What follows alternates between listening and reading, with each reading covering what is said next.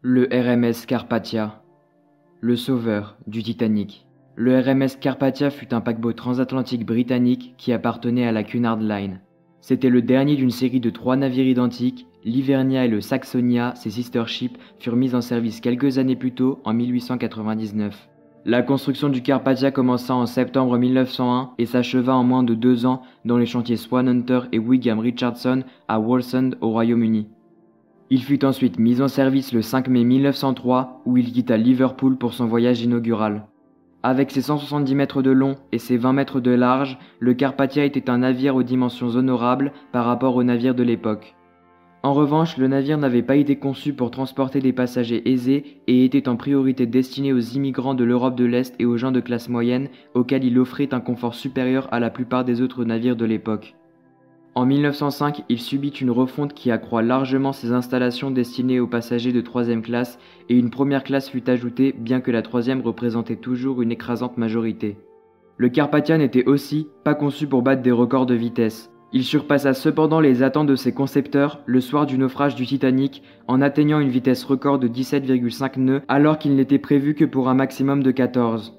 Bien que de bonne qualité, le Carpathia ne reçoit que peu d'attention au début de sa carrière, se trouvant dans l'ombre de paquebots plus luxueux et plus rapides comme le Lusitania et le Mauretania de la même compagnie. Cependant, cette situation changea en 1912 lorsque le Carpathia joua un rôle majeur dans l'un des plus grands naufrages de l'histoire, celui du RMS Titanic. C'était le premier navire à s'être rendu sur les lieux de la catastrophe et a recueilli les 705 survivants.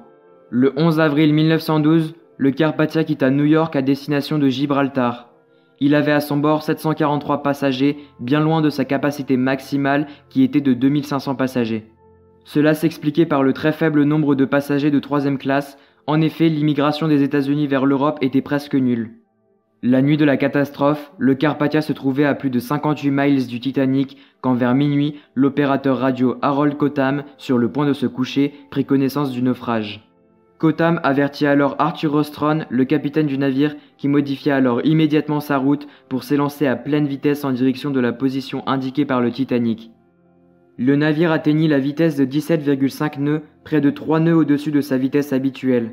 Malgré cela, il fallut au Carpathia plusieurs heures pour arriver sur les lieux du drame. En effet, sa progression fut troublée par le grand nombre d'icebergs sur sa route.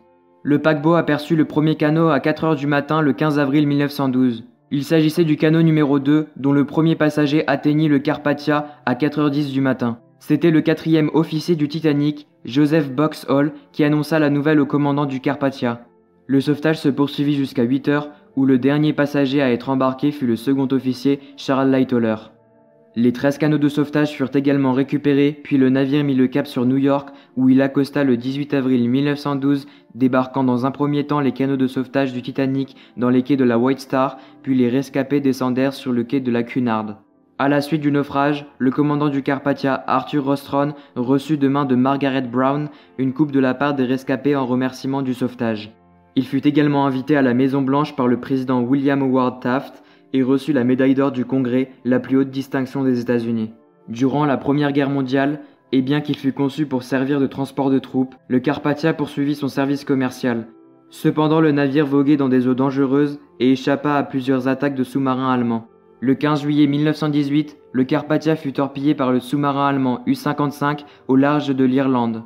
Le navire sombra en 2h30 et seulement 215 personnes ont survécu au naufrage. L'épave du Carpathia fut découverte le 9 septembre 1999 à plus de 200 km à l'ouest de l'Irlande du Sud par 155 mètres de fond. Voilà, c'est tout pour moi, j'espère que cette vidéo vous a plu. Moi je vous retrouve pour de prochaines vidéos.